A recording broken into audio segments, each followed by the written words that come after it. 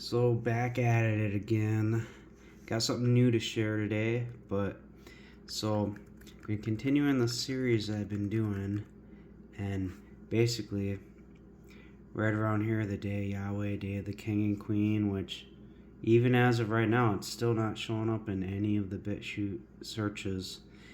And but I tell you about the Queen and all that, and then in Lilies of the Field, that I go deeper and I show how it's hidden right in the book of Song of Songs or Song of Solomon, and I revealed more stuff in that Desert Rose, because that Rose of Sharon and stuff, and we've taken that to Isaiah. I've spoken on that, and I revealed some stuff from dreams in there, and I revealed more stuff from dreams, and a star will lead forth Jacob.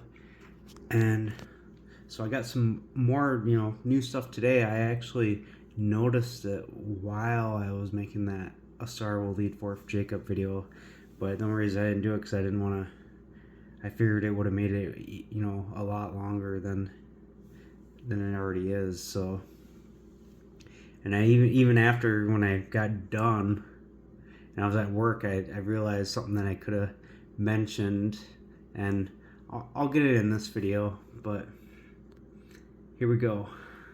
So just a quick summary of some of the things I went over from those videos. Like I've mentioned, like that Rose of Sharon, the Lily in the Valleys, and I was showing how it's both Solomon and the bride, in the foreshadowings. So the king and queen, lily among thorns, and there's death and resurrection hidden in here, in the rose and the hearts, and you got the winter passing, you got that rain. There's a former rain and latter rain. That fig tree with her green figs. We found out how she's that green tree from in Ezekiel. If you've already seen those other videos, you know exactly what I'm talking about. Just for sake of time, I won't be completely detailed with all this, with stuff I've already explained in detail in those previous videos. But so rise, my friend, my love, my fair one, yeah. Come, my dove, in the clefts of the rock. It's like concealed in the rock. And we end up bringing that to Numbers and other things too. We found out, with going over the Rose of Sharon and all that. And I end up, bringing stuff to the book of Revelation. And in Revelation, even in there, they kept mentioning about Balak and Balaam. And that, ends up bringing you to Numbers 23 and 24. And, yeah, that neck, the Tower of David is that neck, built for the chief of the shields, are hung on it. Yeah, makes me think of my little banner, my ancient coat of arms. So I got that oxen on there in front of a shield, and then there's a hand facing this way because it's the right hand, for Ephraim. But what I was kind of also told in those videos about that couch by night, I looked for him, I didn't find him. I told you guys how I had that dream like that, how that like little glittering spirit came at me, and I went down, and how, if you seen it, it was suggested that, I was actually seeing what the queen was seeing. And so when we read these other parables and, Numbers 23 and 24, where I'm at now, and the keys of the kingdom. So, and her saying, let my latter end be like his, because, she's going to die like the king. I see him in the rocks and on the hills, I behold him. How that was that, for my dream, seeing that dark and then the light in the distance, and, he was looking down and then looked up and was yoked and whatnot, and, was raised up again and again, and the one time was on a mountain looking down and seeing him on the other side of the river in a valley walking across. And then the second time, being in bushes, opening them, and then seeing train tracks in front of me as far out as I could see with a sun in the distance. that beholden from the hill is, seeing the sun of righteousness rise, like she would have saw. And, she's going to die and be resurrected. Blessed is he who blesses, her, and curses them who curse her, the queen. And so to go more in those dreams and with that glittering spear, and it goes with, the heart and the roe and the deer, is in Habakkuk. Because they mention, Yahweh Adonai is my strength, and he will make my feet like a deer's. Because it's all hidden right in here. You got that vision being deferred for the appointed time, and righteous man will live by his faith. And it even tells you in here, Yahweh is in his appointed temple. Let the earth hush, keep silence before him. Same type of thing that's mentioned in Zechariah 2 at the last verse, and they try to put Jerusalem in there, just like they sneak Jerusalem in Zephaniah 3 when it's dealing with the queen's resurrection gathering with the joy and singing, which is the same thing we see happening in Song of Songs, of rejoicing with singing.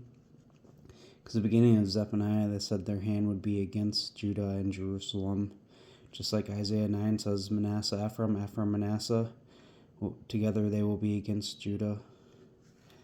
But this Habakkuk also tells you, look among the nations and observe and wonder with astonishment. I will perform a work in your days. You would not believe it if you were told.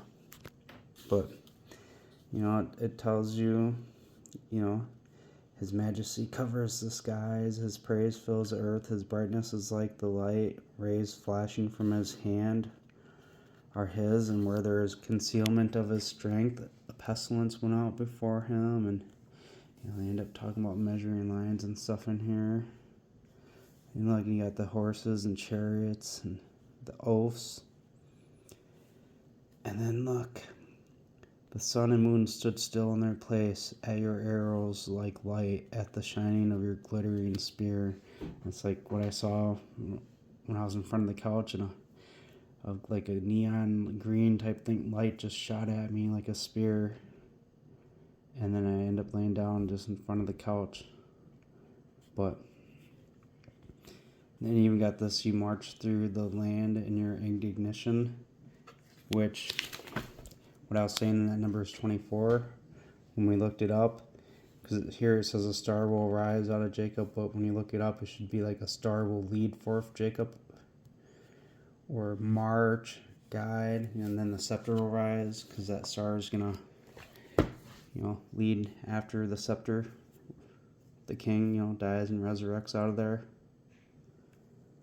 But that sun and moon sitting still in their place, that's a little Joshua reference. So, it's going to deal with him there. And you know about Joshua from the Zechariah 3 and 6, if you watch my other videos. So you come out for the salvation of your people, for salvation with your anointed. You dashed in pieces the head from the house of the lawless by stripping him from foot to neck. But I'm going to show you about this spear. So Job 39, verse 8, he ranges the mountains for his pasture, and he searches for every green thing. Think about that green tree. But will the wild oxen be willing to serve you or stay by your feeding trough? Remember the Deuteronomy 33, speaking of Joseph, 13 through 17. But like the firstborn of the bullock is his glory. That's a yoked animal destined to be slaughtered. Think that first vision where it was dark and seen the light in the distance, the yoked one. And then firstborn oxen is destined to be slaughtered. That's raised up the first time, seen what the queen saw from the edge of the rock, the mountains, looking down across the valley, walking with the cross to be killed. But in the horns of a wild oxen are his horns. I think that's a transformation there. Because the wild oxen, that's different than the firstborn bullock oxen. It's a little transformation there. But with them, he will gore the people to the ends of the earth. So we got this wild ox in here. That's that prophecy. Can you tie the wild bull in the furrow with ropes, or will he plow the valleys after you? Ooh, will you put trust in him because his strength is immense, or will you leave your labor to him? Will you have faith in him? The righteous will have faith that he will bring home your seed and gather it into your barn. Think about the seed, because they're going to be plowed like it says in Hosea, which I covered that, I believe, in the Day of Yahweh, Day of the King and Queen video. Okay, so the wings of the ostrich flap proudly, but not like the pinions of the stork. We know that to be the queen if you've watched the Desert Rose video. I told you my story on that, what I saw. So, who leaves her eggs on the ground and warms them in dust, and forgets that a foot might crush them, or a wild animal might tread on them. She treats her young roughly as if not hers. Her labor is in vain without fear. That she, look, you see how they go, the ostrich flaps proudly, and then the stork, that stork being the queen. The ostrich is, they're that false one. They're the proud ones that are going to tread down. Because that gathering's going to happen, but they go up first, and there's that silence for a while to let the fullness of those going to be killed, come in.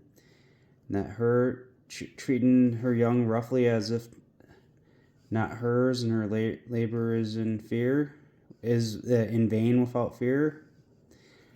It's that ostrich flapping proudly.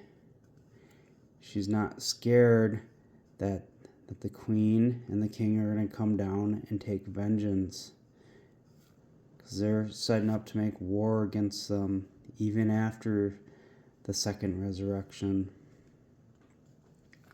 So because Eloah has deprived her of wisdom, that ostrich, think what it says in Jeremiah 8, speaking of Judah and Jerusalem, how they're going to be dung on the face of the hill, and they won't be gathered. And it says the lion pen of the scribe has changed the word into a lie, and what wisdom is in them. But nor has he imparted a share of understanding to her. When she lifts herself on high, she scorns the horse and its rider. See, like I said, that ostrich flapping proudly, someone lifts himself on high, the horse and the rider. It's those two. And now, when I mentioned too, in one of my last two videos, I pointed out with the vision that, the video, the glittering spear vision I spoke on there. I did go into this on that video, but I didn't have the revelation of the queen back then. So this is actually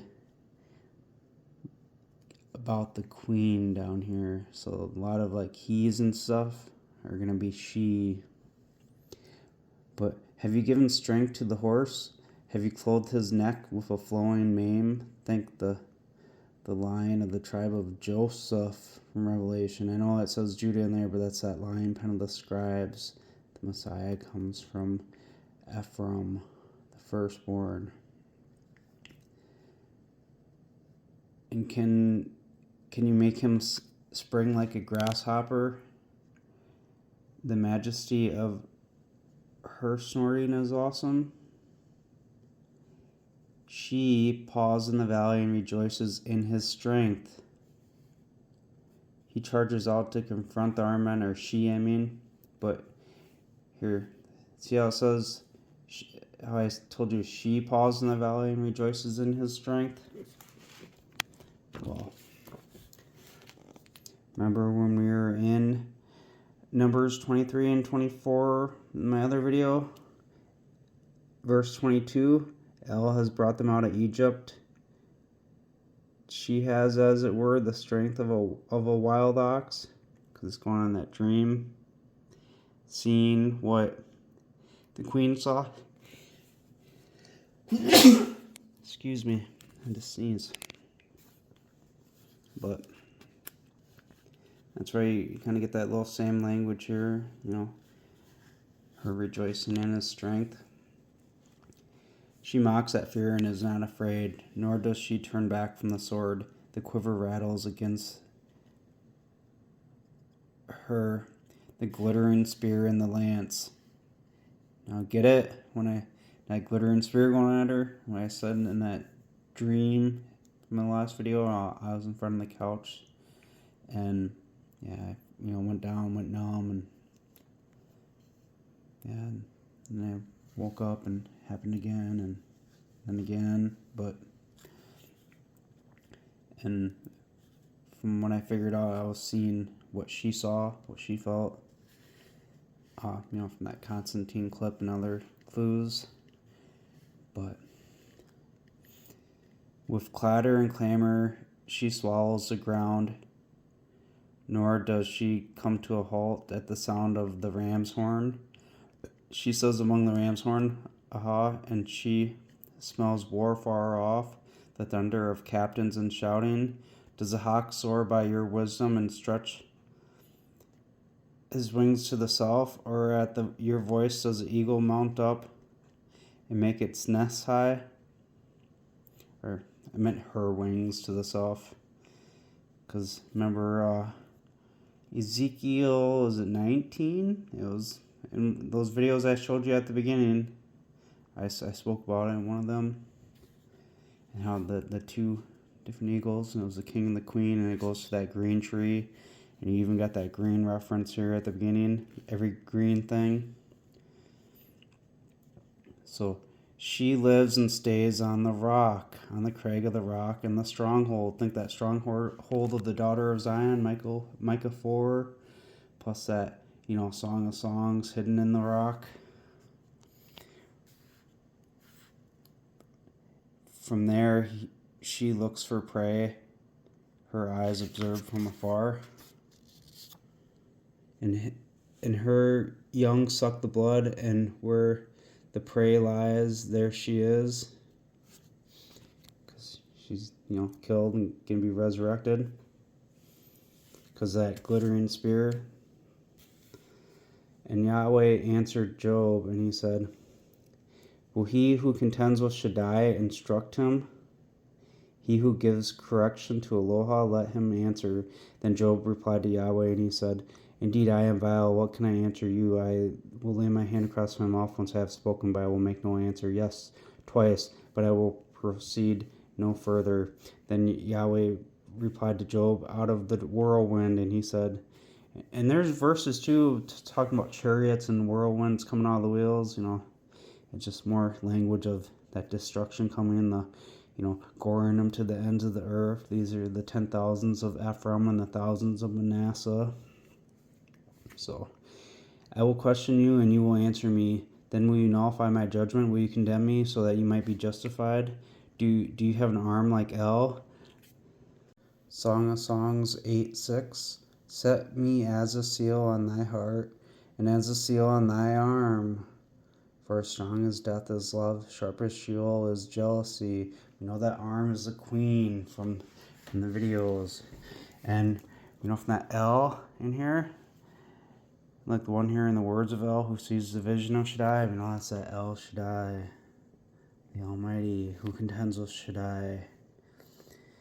And that, that's how she gets her strength, the strength, as it were, of a wild ox. So, do you have an arm like El? The arm he has is that queen. Or can you thunder with a voice like his? Deck yourself with majesty and grandeur now, and array yourself with splendor and beauty. Pour out the outbursts of your anger, and look at everyone who is proud, and bring him down. Think those drunkards of Ephraim, the crown of pride, Isaiah 28, and speaks about ones with pride too in Hosea. because it burns like an oven, just like it mentions about burning like an oven in Malachi 4. It's going to leave him neither root nor branch, the king nor queen. Look, and everyone proud, humble him, trample down the lawless in their home. All the lawless will be stubble, Malachi 4.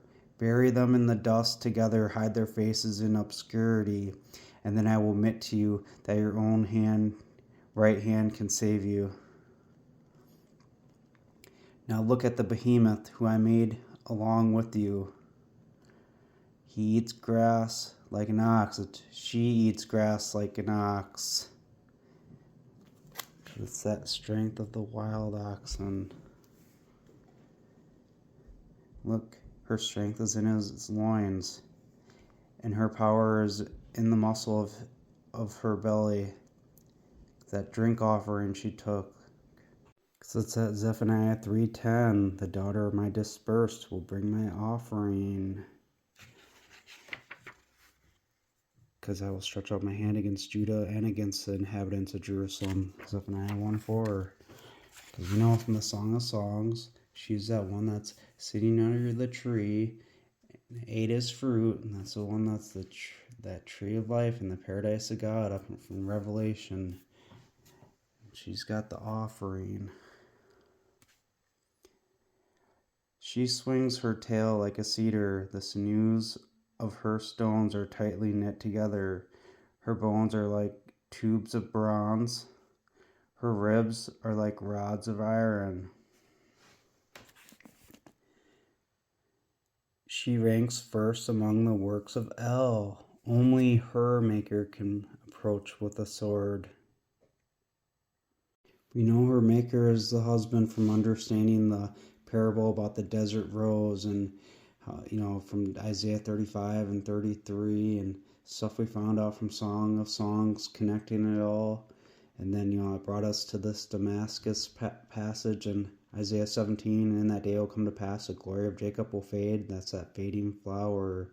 And that harvest comes, because it's just like in Zephaniah, that daughter of the offering, she's going to be resurrected. There's going to be joy and singing. And look, in verse 7, in that day a man will have an eye towards her maker, because it's speaking about her resurrection, and they'll have a regard for the Kodesh of Israel. Now look, Isaiah 54, for your maker is your husband, Yahweh Sabaoth is his name, and your Redeemer, HaKodesh of Israel. He will be called the Elohim of the whole earth.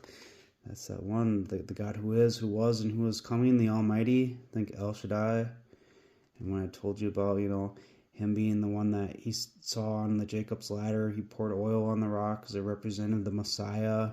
And then when he left from there, because he was heading to his relatives, and he had a dream, and he told him, I am the El Bethel, the God of Bethel.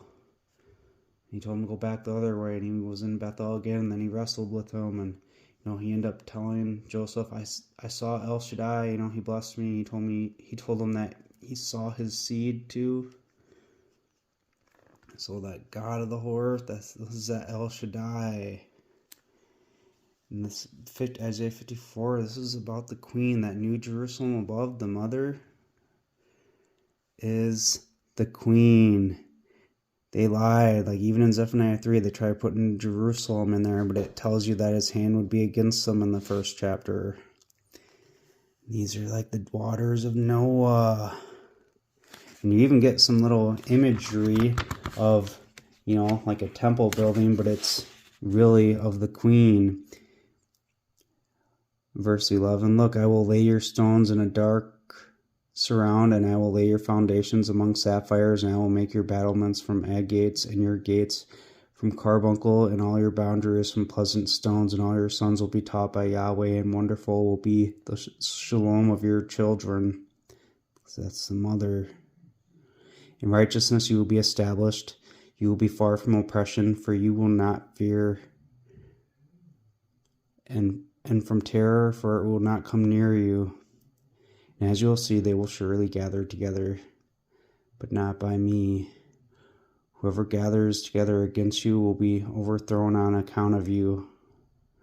See, she's going to lead forth Jacob, the queen.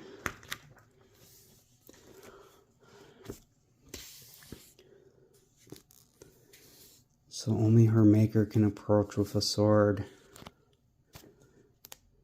Surely the mountains produce her food, where all the animals of the field play. Under the lotus tree she lies. It's more that imagery of being under the tree in Song of Songs too. Just watch the lilies of the field, the Rose of Sharon video, and you would get that. And look, a flood rages. Oh, these are the waters of Noah, Isaiah 54. But she does not run off. Just like it said, it won't be fearful.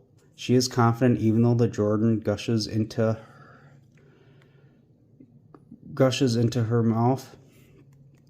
Think that floodwaters of the Jordan, from the swelling of the Jordan, that he will run away from her. And then as the eagle, wings, he'll fly up over Basra, from that Jeremiah 49. And then Jeremiah 50, you see that swelling of the Jordan stuff, and they run away suddenly. So it's like she's gonna be killed right there too. Again, I mean, how many times does this has to tell you? Can you draw out Leviathan with a hook, or snare his tongue with a cord you let down? Can you put a hook in his nose, or bore his jaw with the hook? Will she make many supplications to you? Will she speak gentle words to you? Will she cut a covenant with you? Will you take her for a perpetual slave? Will you play with her as with a bird? Or will you tie her up for your maidens? Will friends make a banquet of her? No feast day? Will they divide her among the merchants? Had me thinking of Hosea 10:14. The mother was dashed in pieces on her sons. But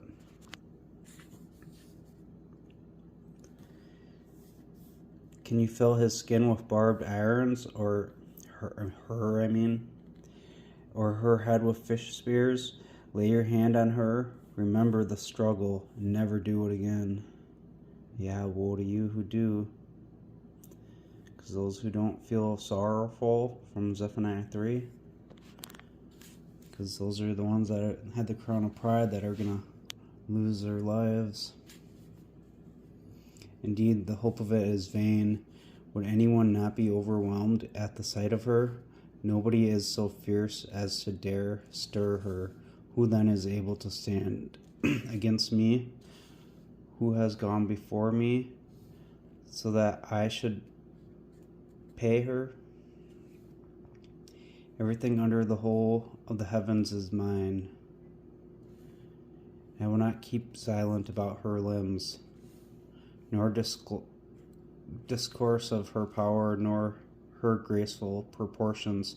Who can uncover the surface of her skin, or who can approach her with a double row of teeth? But look at the language, though. Everything under the heavens is mine. And what Jesus say in John 16? So when the Spirit of truth comes, and I'll tell you what's coming. He will glorify me, and for he will receive from what is mine, and he will announce it to you. All things, whatever the Father possesses, are mine. On account of this, I said that he receives from what is mine, he will announce it to you. This one here, has it all. Just like the ask for the inheritance, that Psalm 2 and Revelation 2.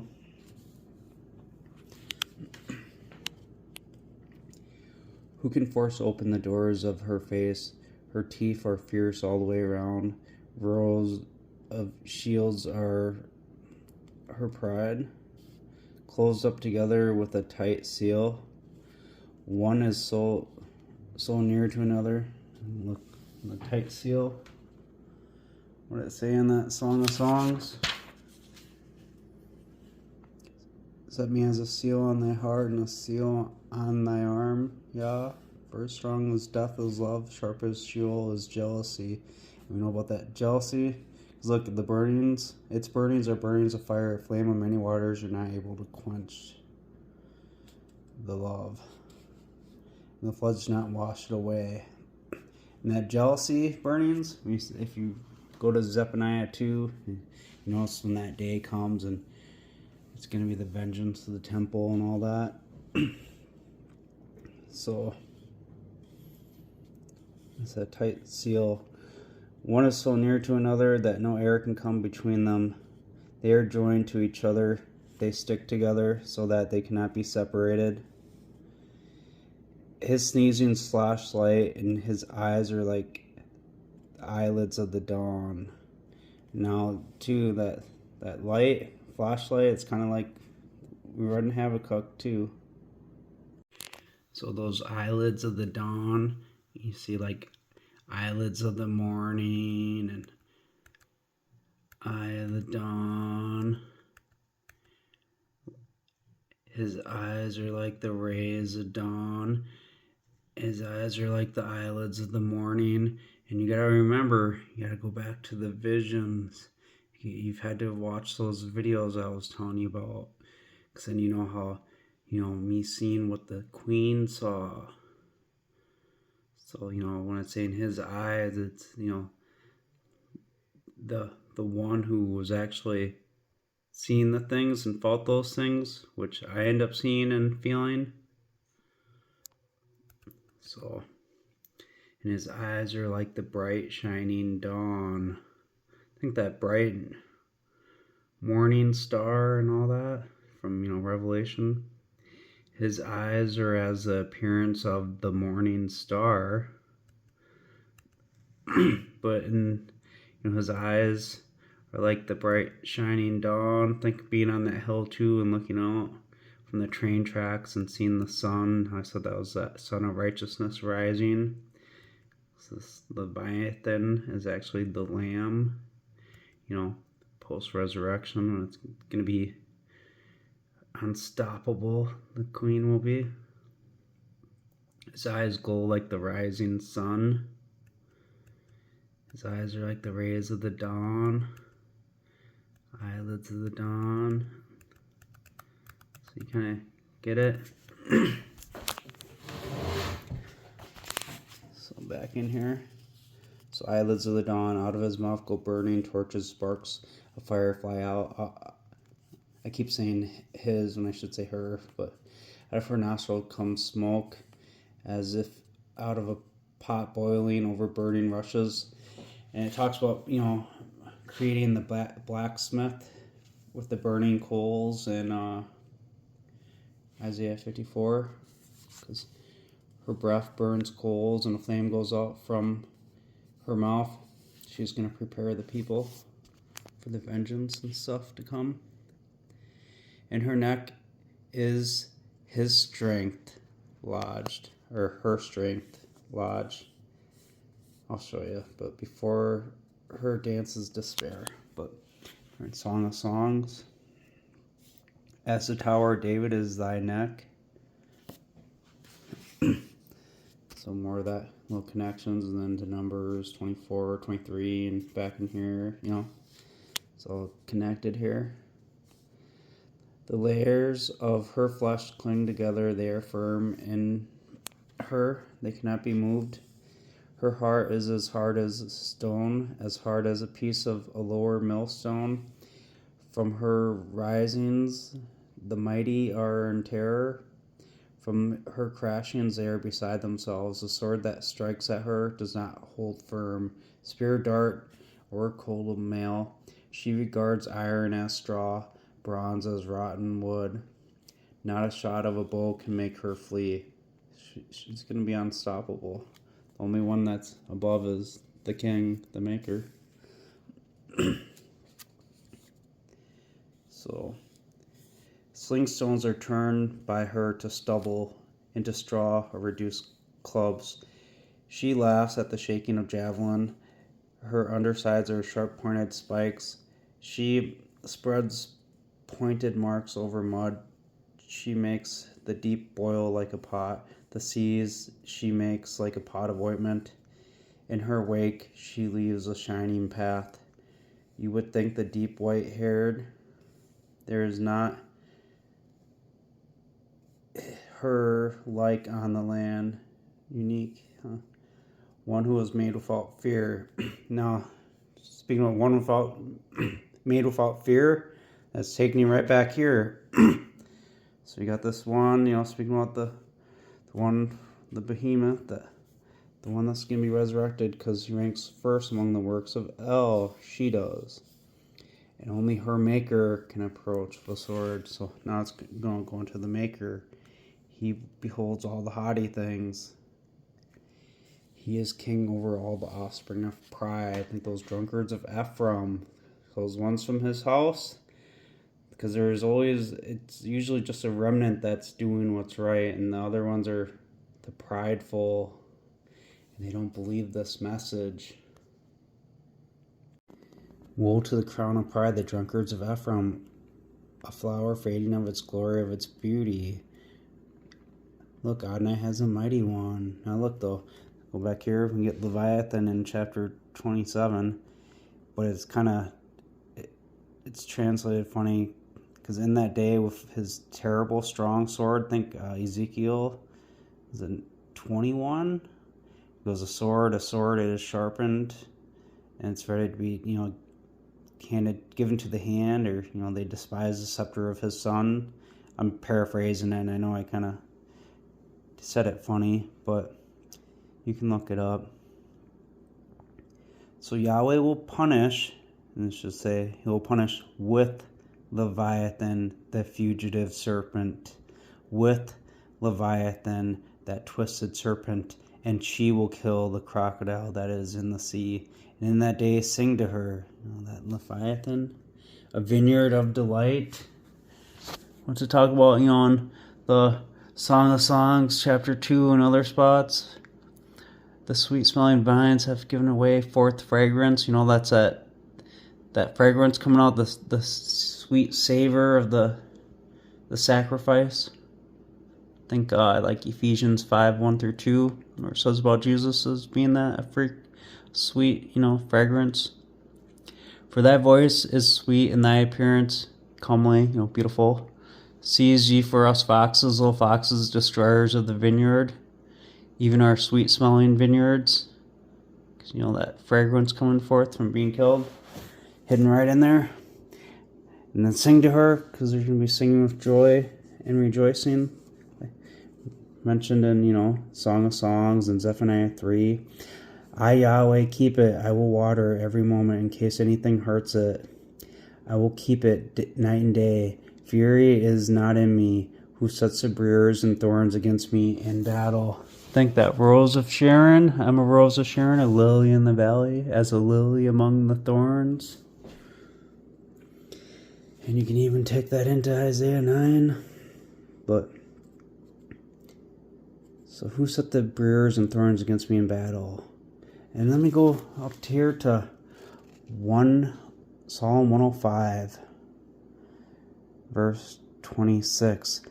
There ships ply, that sea serpent, or you say Leviathan, there ships ply. Leviathan, you formed to play in it. You made, the maker, your maker is your husband, to give their food in its time. Just like, Psalm 74, you broke in pieces the heads, and then like comma, period, whatever. And then Leviathan, you gave her as food for the inhabitants of the wilderness. You broke the fountain and the flood. You dried up the mighty rivers. The day is yours and the night is yours. You prepared the light and the sun. You set all the borders of the earth. You set in order the summer and winter. Remember this. The enemy has brought defamation, O Yahweh, and a people of folly has scorned your name. They're going to trample on that holy city for 42 months. That New Jerusalem, the mother of us all. They're going to defamation on the king and the queen. Do not deliver the life of your turtle dove to wild animals. Oh, what's it say here? Look at this. Rise, come, my friend, my fair one. Yeah, come, my dove, in the clefts of the rock, calling the dove. Then you even read in verse 12, the voice of the turtle was heard. That's, the turtle dove. But there's a little resurrection and stuff in there. But yeah, 74 is a good one to cover on that.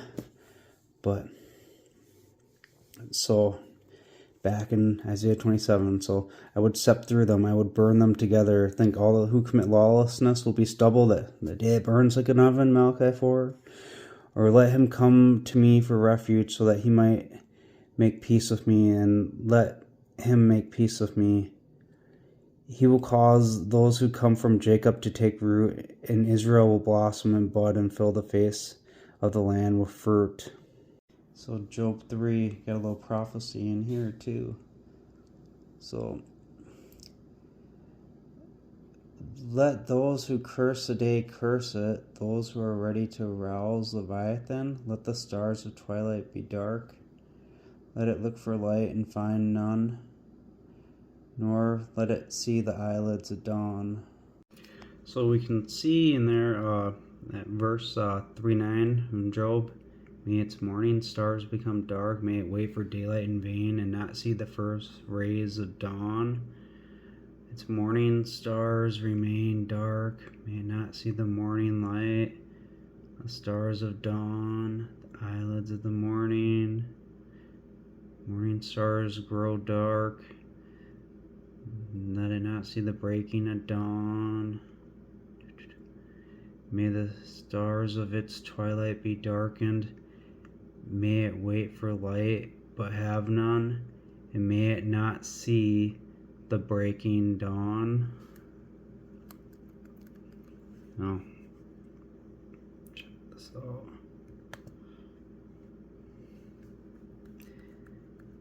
So may it be dark, the stars of the morning, dawning of the day. So yeah, a star.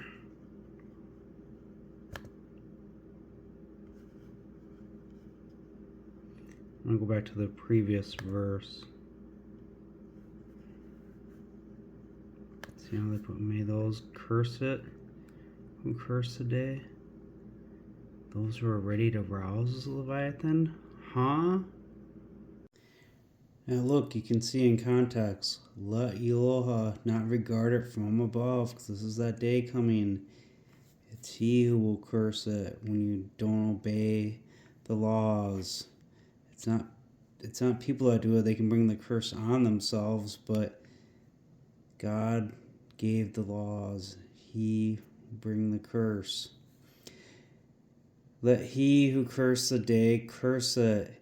He who is ready to rouse Leviathan, awaken Leviathan. You know, he who formed Leviathan to play in it. You know, from to play in the sea. From Psalm 104, because that sea of people, because of the battle. Let the star of twilight be dark. Let it look for light.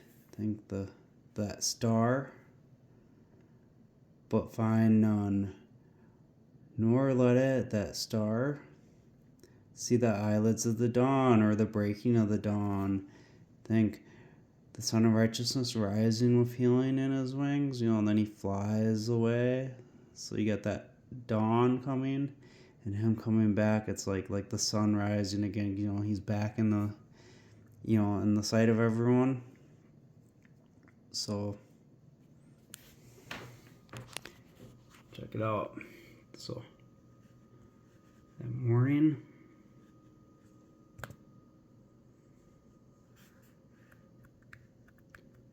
so twilight, dawn, dusk, evening. You see dark, dawning of the day, morning, night. So dawning of the day, twilight. It's just like in that Song of Songs, chapter 3. On my couch by night I saw him whom my soul has loved. I saw him and I found him not. Pray, let me rise and go around the city and in the streets and in the broad places. I seek him whom my soul has loved. I saw him and found him not. She's looking for the light. That's why it says, that it found none. And she won't see the breaking of dawn, the eyelids of dawn, because he's coming down to resurrect her. And so when you study the book of Revelation, everything comes together when you know Old Testament prophecies, because you can find all the stuff written in Revelation in the Old Testament. That's all I know. Stuff like, the Lord God who is, who was, and who is coming, the Almighty. That's, El Shaddai. El who is, who was, and who is coming, Shaddai. That's one from the beginning. And just like this, and to her who comes off victorious and keeps my works until the end, I will give her authority over the nations, and she will shepherd them with a rod of iron. Remember her horn iron from Micah 4, which I spoke about in the last video. I didn't mention it in this one, but like clay bowls, they will be shattered into shivers. Remember, see how tough that Leviathan's going to be? All that stuff we read? Like that I received alongside my father. Because that's that Elijah going up there. I will give them the twilight star. Look. Just like that Leviathan one. And even in some of them they put the morning star, but they put stars, but it's speaking about that Leviathan who's going to be resurrected, which is, by her maker at the early morning, belonging to the morning early, the dawn, daybreak, twilight.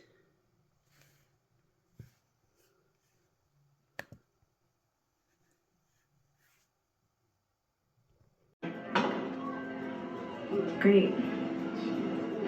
When we ruled, everything came to us. Prey, diplomats, favor seekers. Such was our power. But we never put on white hats and called ourselves saints. We were honest about what we were.